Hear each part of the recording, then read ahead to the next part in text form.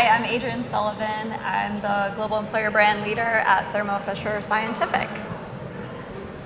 Hi, I'm Charlotte Marshall. I'm actually in the middle of a job change, so my name tag says Magellan Health, but I'm actually joining Danaher Corporation on Monday to lead their Global Employer Brand team. And I'm probably most well known for helping, this will be the 6th employer brand I've built from the ground up at a Fortune 500 company. I'm kind of addicted to the build mode, so I've been inside of a lot of different organizations over the last 17 years. So you have two practitioners here. Adrienne's also worked on the vendor side. One of the things we wanted to do with this session is to give you advice on, as a practitioner, on some of the things that you might see, behaviors that you might see with sales people of both services and software, the good and bad. So one of the things we're going to focus on is some of the things that we like as HR and recruiter, and some of the things that we don't like. So we'll start off positive. How about that? Let's do something different. We'll start off positive. Adrienne, give us your favorite sales experience. And it could be when you were on vendor side, but your favorite sales experience. I would say my favorite sales experience is with the technology that I continue to use today, where there's a really strong partnership in problem solving.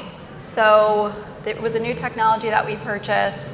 It was kind of untested in the market. There wasn't a lot to go off of in terms of examples and case studies. And this vendor just completely partnered with us the entire time, problem solved, flexible, always reaching out to see how we were leveraging the technology, always looking towards making improvements with the platform, and then always upping the ante as well, because it's a fairly expensive technology and there has to be leadership buy-in for a cost of that nature, and really helped leverage the leader relationship as well. So could navigate leaders, problem solving, and that continual partnership. It wasn't like a sale and a runaway. It was ongoing improvement. So the two things that I would probably highlight is how many people buy software? How many of you consider yourself buyers of software? Okay, great. How many of you sell software? Okay, a couple. All right. So in selling software, one of the things that happens with HR and recruiting is there's always an inevitable disaster. Okay? That's what you learn about user adoption and implementations, is you learn that as much as we try to prepare for everything, there's always a spot where I said that the data was perfect, the data's not perfect, there's always something. And that comes down to chemistry. How do you partner? How do you collaborate with the other person? How do you actually interact with them? And again, you could kind of hold each other's feet to the fire, both sides. Somebody doesn't show up to a meeting, somebody misses a deadline. You could hold that over, lord that over somebody, or you could be a human being and be a collaborator, a true collaborator. I'll get to the next point after we get your story. So what's your favorite sales story? This is a recurring favorite of mine. If you see me at a conference and event, and I speak a lot, being invited to sort of an intimate gathering, happy hour, dinner, where I might not know sort of your technology or your brand yet, but you bring some interesting people together for an intimate conversation. I almost always accept those, and then we get to know each other organically, and there's really no agenda and there's no business, but just that value exchange of really great people in a room. That's the best way to engage with me. So one of the things I'd highlight from that is HR recruiters, probably like a lot of industries, I'd say, or a lot of positions, we buy from people we like. So if y'all can do this in your minds, just build a 2x2, a BSE 2x2. And on one axis you have likability, and on the other axis you have compelling. So if you're likable and the value offering, whether it's a service or software, if it's compelling, you've almost got the sale. Literally the contract is halfway signed. It's up for you at that point not to be, or to not run into a situation where you're unlikable or somehow discredit the compelling nature of whatever you're putting in front of somebody. But I would tell you that literally you're already on the 1 yard line. You're about to cross over and create a touchdown unless you mess those two things up. That's how HR has always bought. And I probably will continue to buy forever. And so are recruiters. So do y'all have anything to add to that? I would say that there's several people in my network that I have bought products from, and they're better than their product, and I'm buying the salesperson. Because oftentimes it's, yeah, that's in the roadmap, it's not coming yet, but because you have trust and a relationship with somebody, you're actually willing to take that gamble and go on that journey. I don't know if you feel the same way, Adrian. Yeah, no, I absolutely feel the same way because to your point, there's no perfect tech solution for what we're doing, right? We're a growing industry. There's a lot of change happening. We hear the promises all the time. It's in the roadmap, it's coming. But to Charlotte's point, if you really trust that partnership and you are willing to kind of take that road with them and the journey to see what happens. So here's a trigger. If you want to know who's a bad salesperson, if they say yes all the time. A good salesperson, if not a great salesperson, will balance no out with yes. So as many times as they say yes to something, they'll say no. When somebody says, hey, do you have this technology, do you have this features and functionality? Yeah, no, we don't have that yet. I mean, I'd lie to you and tell you that it's coming, but I have no idea. So no, we don't do that. Now that's a risk. As a salesperson, it's a risk because you're thinking about your commission, you're thinking about quota. But what I would tell you is what you should be thinking about is that relationship, that long-term relationship. If you're honest and you tell them, hey, when it's no, tell them no. When it's yes, tell them yes. But a great salesperson says no pretty frequently. Like they know the edges of what the service offering or the software can do, and it just, if you try to push them past it, they're comfortable within themselves to say, yeah, I don't want to lie to you. I don't want to put us in a situation where a year from now you're like, well, you told me that it was going to do X, Y, and Z. So the ratio of yes to no, just kind of keep that in the back of your mind. If you're selling, keep that in the back of your mind. If you're buying, keep that in the back of your mind. Y'all had that experience as well? I feel like I'm a recovering one-size-fits-all solution buyer. So earlier in my career, I was working at large global brands, and we wanted to find that partner that checked the most of the boxes because we wanted to reduce the ecosystem down to smaller and smaller. And what I learned through that experience is that nobody does everything well. So buying that one-size-fits-all, you're actually suffering in a lot of different areas. So I stretch and push the teams I work with now to consider multiple partners and asking multiple partners to work together because I just want to know what you do really well and what your bread and butter is and where you can really help us shine. And I don't want to buy the other stuff. Even if you offer it, just be upfront about this is what we do better than anybody else, and we'll partner and play with other people in your ecosystem. And in my role at Magellan, I got 3 different partners to work together that all sell the same things so that we could create a best-in-class experience. And that was really something that I valued. That's fantastic.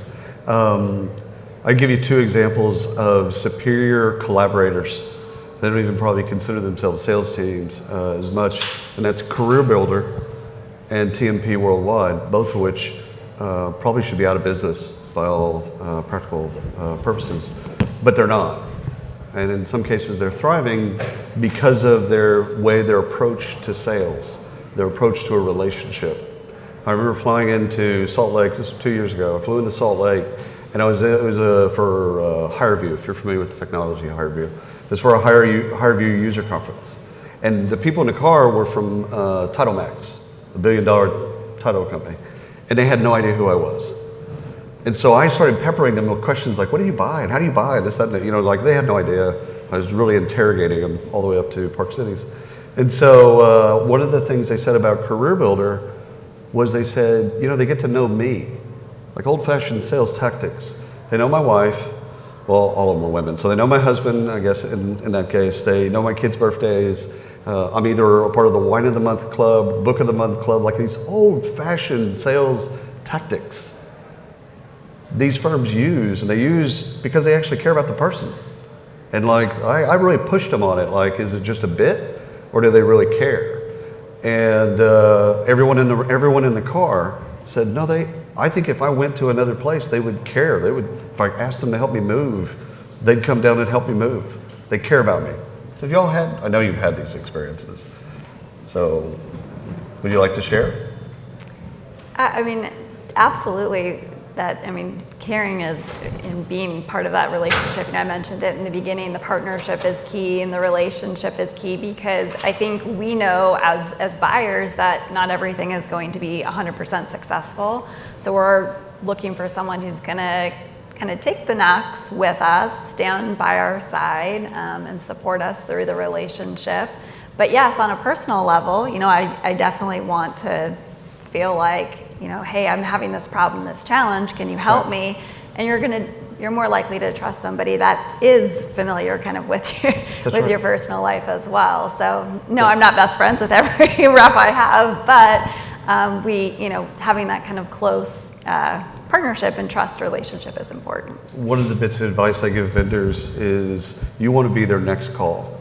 Like take Charlotte's situation. She's worked with, you know, let's say at this point in her career, 100 different technologies. That's probably at the low end. Who's she going to call once she gets past her first 3, 4, 6 months to come in and fix what inevitably she'll find are some, you know, some horror stories? Who's she going to call? That's why you never lie. Yeah. So that you become on that list, that short list of vendors, because I guarantee it's a short list of people that she knows once she gets in and figures out what's going on, that's who she's going to call. Mm-hmm. Right? Yeah, it's the people that I trust to help me look good, to help me identify areas of opportunity and weaknesses, people that help me call out some things that I might not have access to in the data and analytics that I have, that they'll see holes in some of our solutions. There are a couple of, when you're asking me these questions, there's like literally names going through my head of like those 5 people. And I might not have necessarily have worked with them yet, but I will work with them at some point because they put the time in and we've built that trusting relationship. Oh, that's amazing. I hadn't even thought about that, but like they're putting in chips. It's a long game. They're looking at the long game. It's a long game. But there's a vulnerability and trust that's built into all that, but it's also, you know, just caring to some degree. Yeah. We're in a 3-year contract right now with a particular vendor, and I have relationships with competing vendors that have been in it for the long haul. You know, they saw that, I'm like, look, we're tied into this contract for 3 years, but that partnership and that, you know, check-in has been there for the last 2.5 years. Yeah, the worst thing you can do as an organization, especially a sales organization, is not touch base until your renewal, like closer to your renewal. They used to build these models where it was like 6 months out from renewal, do this, 5 months out, do this, 4 months out, do this. And that's like one of the most horrible things that you can do, because you've basically said the time in between when you've signed the contract in that moment, I didn't really care, right? So advice that I give buyers is, it's multifold, we'll hit on it a couple times.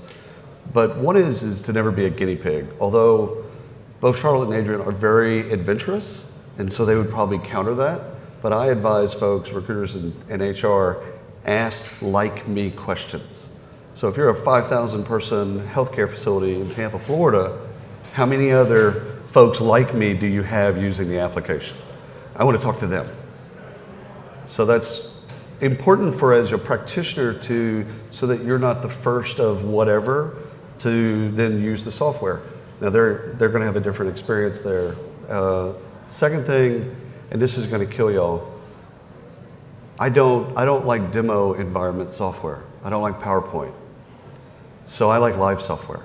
So my advice to buyers, which again, you're probably going to come after me after this, is I advise HR and recruiters not to look at anything but live software. Show me an instance. Crack open somebody's instance and let me look at it. I don't want to look at what's in this environment that you've created that's perfect.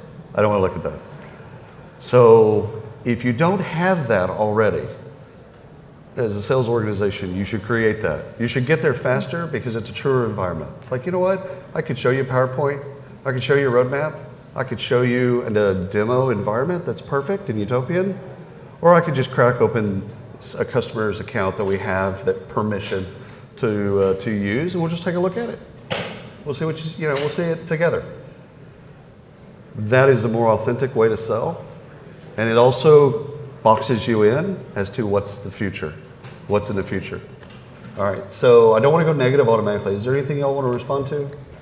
I think the importance of the referral network for me can't be underestimated. So if you're working with someone that I know or trust and they refer you into me, I'm going to take that call and I'm going to invest in the relationship because it's coming from a trusted source.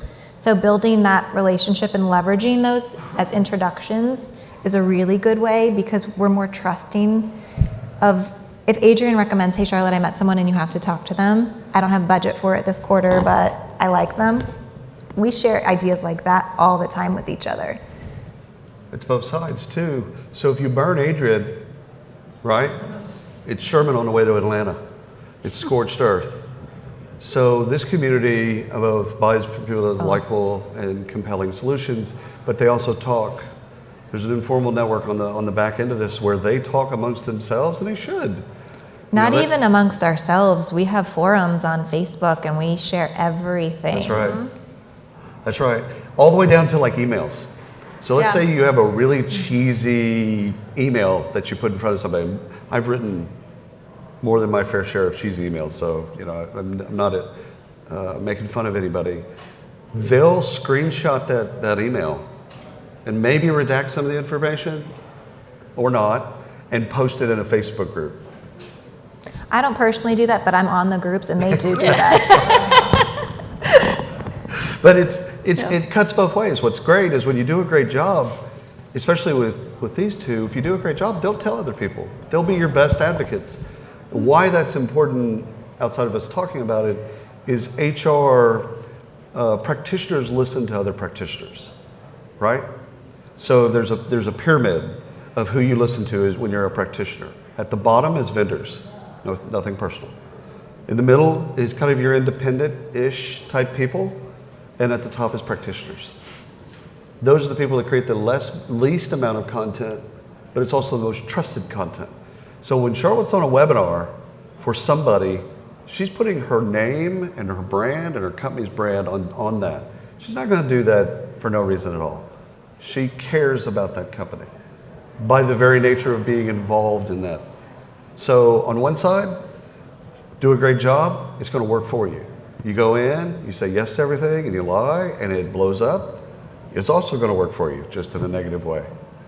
So I want to get to, not necessarily negative things, but I do want to get to things that turn negative for you, things that you don't like. I wouldn't say things that turn you off, but that's not the right way.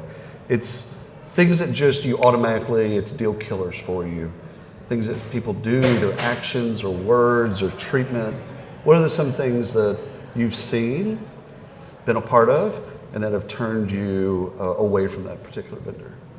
Why don't you start us? Sure. I would say, we've been talking a lot about trust and relationships, and I recognize that there's probably several people that we don't have relationships with. It's not that we're not open to it. One of the things that kind of gets me is I recently had a referral for a vendor to present to myself, and I was really compelled by the offering. I was familiar with it. I had a lot of good feedback from my network. And I had one of my leaders on the call with me, and it was 25 minutes of, trying to build this relationship without putting any credibility at the front end. Mm-hmm. And, we're like, well, okay, well, what's the offering? Like let's cut to the chase here. So I think know your audience, who's going to be on the phone, and then yes, of course, it's important to establish that relationship, but you haven't built it yet. So you're going to have to give us something compelling about the product up front. For me, the biggest horror stories is actually the transition from sales to implementation. Yep. And you like that salesperson and you buy the product, and it's a completely different implementation team quite often. And that's when the relationship completely shifts. You have to rebuild the trust, but there's nothing there. That you're asking the team to stretch and push in different ways. And the biggest horror story for me as a tech provider, that every stage of the implementation, everything we asked for was no. They just came from a place of no. It's not, well, let's see what we could do or when it could happen. Adrian and I were actually working together at the time, so she knows who I'm speaking about.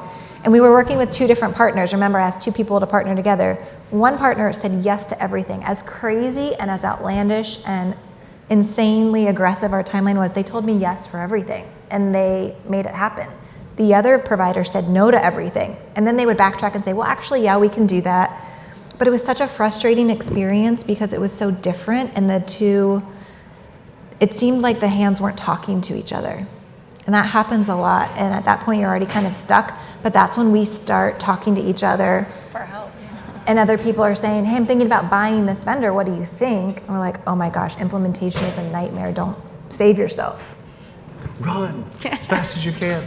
So one of the things is I give advice to practitioners to meet the implementation team before they sign a contract, which is counterintuitive or very intuitive depending on your perspective. If you're in sales, you don't like that because it creates a barrier to selling, or it can potentially create a barrier. But there's too much at stake. There's too much at stake for the practitioners, for them personally, their own personal capital, but also for what they're doing, the initiative.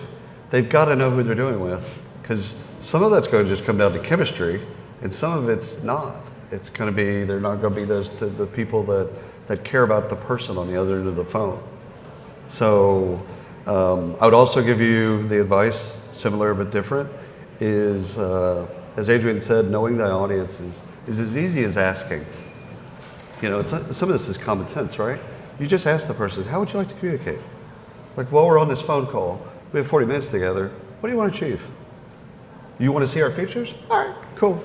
Let's get into a feature discussion. Oh, you want to just kind of build some trust and credibility? Cool, let's tell stories. So adaptive enough as a salesperson to then care to ask the question, what do you need? How would you like this? It's almost like the Burger King kind of methodology of sales, right? Wrapping yourself around the practitioner and saying, how do you want this? Like, we can do a 30-minute demo or an hour and a half demo. Like, I don't care. Like, what do you want to see and how do you want to see it? You'd be surprised at how many salespeople don't do that. Worse than that, they're arrogant to believe that they know how practitioners should see something or experience something, and they don't listen. So, is there any keywords that y'all listen to during calls or in meetings that you kind of like put your spidey sense or put your ears up a little bit about the relationship? Keywords. I'm just thinking about the LinkedIn in-mails, actually, and some of the outrageously hilarious, annoying, aggravating ways people try to get my attention in LinkedIn in-mail. So, and there's a lot of so I can solve this for everyone in the room. Everybody ready? This is worth your price of admission. Whenever you send a LinkedIn in-mail, the first 3 paragraphs is about the person you're sending it to. That has nothing to do with you. It's like, I read this thing about you, I saw you speaking, I watched this YouTube video of you, I saw your tweets about so-and-so, like, you are amazing. 3 paragraphs. And then you get to, hey, by the way, I'd love to have 15 minutes to talk to you about what we do or whatever, but you're just amazing and that's awesome. You'll get a call back. You'll get a response. Most people fail because they inverse the relationship and they put maybe a half a paragraph, maybe a sentence about the person they're talking about, and the rest is about them. And that turns all of us off, by the way. That's not Charlotte and Adrian, that's everyone. So if you really want your emails to work, make it about the person that you're speaking to. Yeah, agree? and just the volume of in-mails that I get, it's probably 20 to 45 a week of people trying to sell me something on LinkedIn. So there's so much noise and clutter, and I'm actually trying to go in there and actually connect with people that I've met at conferences or events and industry stuff, or people that I'm mentoring, and we don't have the email relationship, right? So I'm looking for the valuable stuff. And then I get peppered with such long things from so many sales teams that I don't read a lot of them. It's got to be pretty interesting to get my attention. If more people took that approach, I probably would read it, because I invest a lot in my personal brand and speaking. Yeah. And you know, if I feel like I have met somebody along the way, or I've given something of value to the audience, that's going to catch my attention. But that's just me personally. I think knowing something about who you are and connecting there would cut through it. How many do you get? Oh, easily 20 to 45 a week as well. You know, a lot. We shared a name last week. I was like, do you know this woman? And I said her name, and Adrian's like, oh my God. It's like, I get harassed by her like 20 times a week. And they're aggressive. Yeah. They're so aggressive. We're actually blocking people. Are you intentionally ignoring me? I know you've been meaning to get back to me. I mean. Yeah. It turns out that stuff doesn't work. I was actually to the point where I almost was like, gonna write back, just and I didn't. But I was Don't like, argue with stupid. That's just career advice. I think one of the things to think about, both in LinkedIn conversations and in conversations that you have with practitioners, is the more you know about what they do, like the job, like behind the scenes on Sunday night, they look at their week and they have 80 to 90% of it already booked. And they're running around, most of the HR folks are running around fighting fires. Like if you know that, you understand that, you can conceptualize that, you can have empathy around what they do for a living. And I think empathy can go a long way to actually understanding, hey, you know what, eventually we'll talk about me and whatever my bid is, but I want to talk about and learn from you. I think if salespeople took that tact, like I can use this as an experience to learn from Adrian and to learn from Charlotte, not just to sell them something. So one of the keywords things that I look for is fast, easy, and cheap. yeah. So anytime somebody in sales says fast, easy, or cheap, I automatically don't believe them. Like I put them into a box, and then you've got to go and fight your way out of that box, because those are keywords that I just don't believe. I thought of one. The sales emails that just say, we're working with Google and Apple and SpaceX, and we should be working with Magellan Health too. I'm like, I'm not even in that category. No. And it just sets off radars. Yep. Yeah, and if you poked into that, you'd probably find out that those are all pilots that didn't go well, right? So yes, they have those logos because they haven't gotten a cease and desist letter from those companies yet to not use their logos, but those are probably just pilots. They probably don't have all of Google as a client. Yeah, the brand They're name really- dropping. Yeah. I don't want the logo slide. I mean, I think, I know TMP used to do that when I sold for TMP. There was a logo slide, and I personally don't like that. But you mentioned earlier, if you can get into so-and-so's, site or tech or whatever it is and show me, that lends some credibility to itself, but not the logo slide. Yeah, I'd rather read a piece of thought leadership. So if you invest in something that gets published and you send me an article that's interesting, or ask for me to quote or comment on something, or, I would rather read that than... That's a great sales approach, actually, by reaching out to practitioners and saying, hey, I want to get your take on this. Like, I read this, and this is what, Danielle said, this is what Bob said. What do you believe? I'd love to get your take because you know this better than I do, so I'm trying to learn from you. Like, who doesn't respond to that? Like, literally, who doesn't respond to something like that? When you're at a conference like this, so I want to talk about like some of the tactical things in sales, going through the expo hall, seeing people at booths, things like that. Like, what do you like and what do you not like? I like a booth with wine or champagne. That is happening a lot, at least in the employer brand and HR tech conferences. And if I see a brand that's offering little samples of wine and I'm sitting there and I'll just start chatting with whoever the team is because I'm ready for a glass of red wine. It's a great way to get me over. I then actually start building that casual rapport and then start demoing products. So you need a hook. You need a hook to get you. A hook, but like the chapstick doesn't do it. The tchotchkes does, Nobody wants the tchotchkes. No. It's just something to carry around for sure. I would say, you mentioned earlier being in like a more of a social environment where you're bringing different thought leaders in. I see this at a lot of conferences where they'll host a room and they invite people in to demo things. I think you feel a little more like there's a little more focus and attention versus just maybe the booth hall.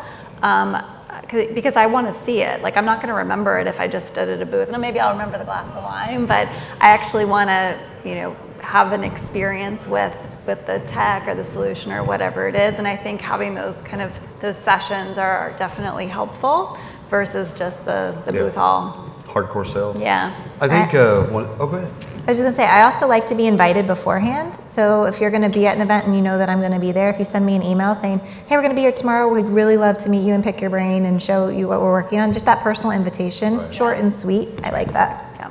It's what's interesting is the advice to give to vendors is most of the people, like the three of us up on stage, we have kids about the same range. If your tchotchkes were actually for our kids, that might be something we'd look at. None of us need an iWatch or whatever. Like, none of us need all of that stuff. So even the higher end, things that you give away, most practitioners don't need any of that stuff. They make enough money, they buy their own iPads. They don't need an iPad. And anybody that you would have to come to put their business card into the fishbowl for the iPad, you probably don't want as a client. I mean, if we're being honest. So either don't have anything or have stuff that's personalized in that way that basically says, hey, we know that you probably have kids of a different range and they are into these types of gadgets. If you want one, great, come by. No, we don't need to scan your badge. We don't need to do any of that stuff, because all that does is create noise. All that does is I'm going to scan your badge, and now I'm going to market to you forever up until the point where you say unsubscribe for the love of God. Don't want to know this person, and now you've done irreparable damage to your brand. Well, you didn't get anything out of that, and you'll never get anything out of that. Like, it's almost like for vendors, the advice is to basically be aloof. Like, if you really want to work with us, cool. Like, I'm not going to hunt you down. I'm going to tell you what we do. I want to talk to you. I'm going to show you stuff. But if you're not interested, can't force you to buy from us. If you do, you do. If you don't, you don't. I was at an event in Austin, Texas last week, and it was 100 employer brand practitioners for 2 days. And there was actually 3 different tech providers that sponsored different events that ended up giving the room 3-month free pilots. 3 months free analytics, 3 months free. One was a social media company, one's a recruitment marketing analytics company. And that was something that I think we were all kind of surprised to get that much value just for being in the room. And I'm starting to see that a little bit more, but everyone was so excited and felt it was super generous and supportive. And if you put yourself in a position where your clients or potential clients feel like you're really generous and supportive and helping them get the information that they need to build a case to buy your product, because a lot of employer brand people have zero budget. Adrian and I are unique that we have big budgets at the brands where we work. Most people in our shoes are in a newly created role, fresh out of school, and are coming to learn how to build a business case to get investment. So if you can be generous and supportive to help them create that business case and give them some information where they've got real data using your product, it will help them get the money to do so. Yeah, you see this a lot with organizations. It's almost like an agile budgeting experience where they have a fixed budget-ish, but if you need something halfway through that, make a case for it. Not just cost-benefit analysis, but actually make a case for that. That's actually a collaboration project, where a lot of vendors think that I'm going to give you some stuff and then you're going to go do it. No. Practitioners don't have time to do that. I've actually taught vendors that just build the case for them and then plug in data as you need to for the specifics, and then literally give them the Word document so that they have something that they can then personalize and bring to the, whomever they need to internally sell, which is usually multiple people. So don't just put the business case on them. Collaborate and build the business case, if not do it yourself, and then just give it to them all the way to that point. Anything to add to that? No, That's money. It's money. Yeah, you're asking for money, but and you know what? They'll go to the mat for you. The cool thing is you build the relationship and they trust you, and they can go and sell it like you would sell it internally. They'll go to the mat. They're putting their name on it already. When they go and ask whomever in the organization for technology or services, they're putting their name and their reputation on it. So they're already sponsoring you in a way. So work with them and collaborate with them to feed that sponsorship. We've got about 5 minutes left. First thing we want to do, Steve, is we want to see if anybody has any questions. Does anybody have any questions? All right, we do have a question right here. He's going to bring you a mic. And then we have one in the back as well. Fire away, and you can ask really tough questions. It's okay. Oh, nice. Very good.